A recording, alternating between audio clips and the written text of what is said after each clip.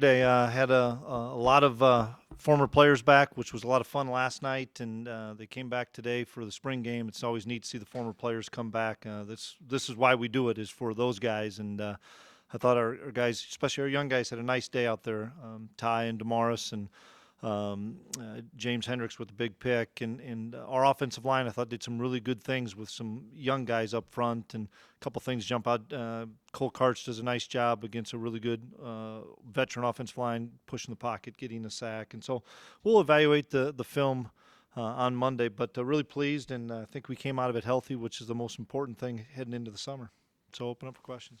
Recap the entire spring, Chris. Just what got done, maybe what didn't get done, how would you characterize it? Well, the thing that we went into spring talking about was competing every day, finding more depth, and making sure that our twos, so to speak, or our backups could help us win more games if we got into a tight scenario with injuries, so have it. And I think we improved quite a bit with our second group and feel really good about the depth at certain positions. I still think there's some question marks in depth in certain areas, but I'm really pleased with the linebacker depth, the D-line depth, really pleased with the O-line depth, even though we still have some question marks on who's going to start. Tight end, running back depth, I think we improved. So overall, it was what we wanted to get accomplished as coaches, and now it's kind of up to the guys and making sure that they attack the summer workouts and make sure they're ready to go for fall camp. Did Ty give you something to think about, Chris? Well, he's done this all spring now. I mean, that wasn't just a one-time deal. He's done it all spring. But little things. I so appreciate Ty's effort and stuff, but he can't turn the ball over when he's going into the end zone. I mean, that's something that, whether he'll be in those situations, I don't know. But he's an electric player, but he has to hang on to the football, and Ty knows that. But I love the way the kid competes. He's an extremely competitive guy. He's got that extra gear and that extra juice, and somebody that will be a factor in the fall. Hendricks' move to safety, that's a spot I know you know well, and then how he played this entire spring. What did you take of that? He picked the game up and picked up our scheme on defense really quickly, which is not easy to do. But that's the quarterback in him. That's the growing up in a football background with his dad being a coach in the kid as well. I thought he did a tremendous job throughout the spring in feeling more comfortable each day. It's going to give us more options, I think, in the fall. Whether it's him rotating in a little bit, giving us some depth there if we do get nicked up with Robbie and Trey, who are really good football players. It may give us the opportunity to move Robbie down to that nickel spot a little bit. It's something that we've worked in practice. We'll see how everything pans out in the fall. But I was really pleased with his progress. We talked about being able to redshirt that freshman class, the whole group of them.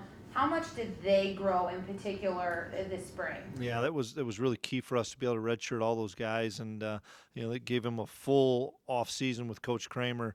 Even into September, October, all the way into January and February, and it really helped on their offensive line. Dylan Radens, Cordell Volson, a couple of guys that came in at maybe 260 or closer to 290 and 300, and Jabril Cox put on 15 pounds on him. A lot of guys like that were able to learn and not have to play, learn how to do things, and that was the biggest thing. And I talked to all those guys yesterday, was those guys getting comfortable and what the expectations were at practice, what the expectations were on how to compete in the weight room and how to compete on the field. And I was really impressed with our freshman class. Now, how much they'll be able to help us, we expect a big leap from those guys from what they knew last fall, which was nothing, to June, July, August. Now we have higher expectations for them.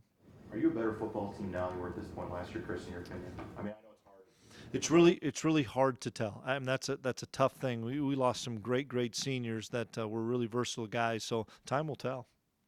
I know it was waived off of the penalty, but is that a glimpse of what you hope Engel can do? You bet. And it's not the first time he's done that this spring. He's done that on several occasions, and those are the things that, and maybe that's going to be his niche. We'll find out how much he can help us in the middle of the field and downfield and stuff. Obviously RJ and Shep weren't out there today, so but absolutely, that's something that is tough for a defense. Are you going to double that guy and take somebody out of the run game, or are you going to see if you can play man-to-man? But his confidence is growing, and that's something that I'm really happy with Sean. He's had a a long spring because we don't have a lot of wideouts, so he's out there every play. It'll help him in the fall when we have more wideouts. He can stay a little bit more fresh, but I think he's excited about his future. Anything surprise you today? No, not really. We had a lot of good scenarios. I was really pleased. Little things. I was pleased the way Cam Peterson kicked the ball, and I know we're not coming at him live and stuff like that, but his second now going into his full second year, his leg strength is better. The workouts with Coach Kramer have really helped him. Same thing, I think, with Jackson Coons. Consistency for Jackson's the thing that we need to focus on with him. But I think everybody saw much more potential out of Jackson today, turning more balls over, and that's something that we need to. And I visited with him. We need to, even though we were so good with our punt coverage and stuff, we need to average another 8-10 yards on punt. And he's taken a lot of a lot of pride in saying, "You're right, Coach. We have to punt the ball better." And I thought he did a better job today. At the end of the day, is there one position group you really thought made a big leap from the middle of March to today? I'd still go back to the trenches, the O-line, D-line, in the fact of I think we have so much more depth in the defensive line now with Cole Karch being in there, to Quinn Allo and Beegler, to Blake and Grant and I mean, there's a lot of depth there, as well as our defensive ends with the Tuskas and Stanley and Caleb Butler. I think that's a great area for us as far as depth. And then the offensive line, even though, like we said, I know Cooner's going to be a guy. I know Colin Connor's going to be a guy. But I think we have maybe up to 8 guys, maybe even 9 guys fighting for those other 3 jobs. And that's what you want going into fall camp, is that competition on a daily basis where Coach Riley may be able to put one guy in and then the next day put the other guy in to see who can win that battle. But I feel like we're deeper in the offensive line now than we were last year at this time. Lineman going to score touchdowns for you this year? I know it. That was kind of fun to see CC. Now, he said if it were a live deal, he'd have scored, but I'm glad it wasn't live. I didn't need to see him get cut down, but that was fun. We couldn't get that one done in the championship game with Joe, but that was probably Carson's fault. You guys brought in Will Compton this week. How valuable is it to have guys like him I know you've had some of your own former players as well, but how important, what do you see in the value of bringing guys like that in to talk to your players? Oh, it's so valuable. We're always, as coaches, looking for other ways to motivate our guys, looking for other people to give them advice. And he visited with our team last night and then visited with our defense today. And it's so fun hearing what our message is as coaches, and Will really kind of relaying the same message in a different way. And so I know he connected with so many of our guys because he's playing at this high level right now as a captain and a linebacker for the Washington Redskins. And so I think it kind of solidifies that some of the things that we're doing are doing it the right way, and our guys now believe that, and they always have believed it, but now you hear it from a guy that's an NFL great linebacker, and it's fun to have those guys come in. I'm always trying to find new ways to learn, new ways to motivate our guys, and this was a special weekend to have both he and Ben in. Walk through this next couple months, Chris. I mean, install pretty much in. What kind of happens now for the next?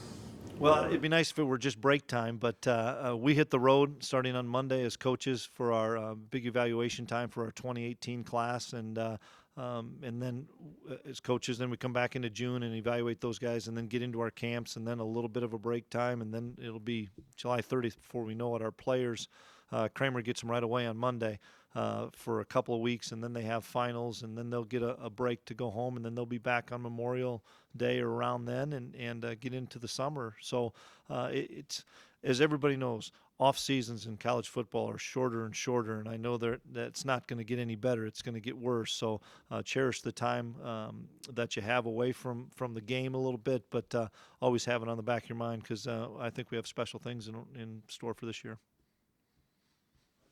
Thanks.